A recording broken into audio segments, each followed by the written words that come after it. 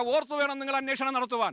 നമുക്ക് മനസ്സിലായി പോലീസ് സ്റ്റേഷനിൽ പിടിക്കപ്പെടാൻ പോകുന്ന ആ സാഹചര്യത്തിന് തൊട്ടു മുമ്പ് തന്നെ കടക്കൽ നിന്നൊരു പോലീസ് ഉദ്യോഗസ്ഥൻ ആ പ്രതികൾക്ക് വിവരം കൊടുത്തുവെങ്കിൽ പോലീസ് സംവിധാനത്തിൽ അവരെ സഹായിക്കുന്നത് ഏതുമാത്രമാണ് എന്നുള്ള കാര്യം നമുക്ക് എല്ലാവരും മനസ്സിലാകുന്നു. പക്ഷേ എങ്കിലും ഞങ്ങൾ വളരെ സമാധാനത്തോടു കൂടി തന്നെ ഈ പ്രോഗ്രാം നടത്തുന്നു.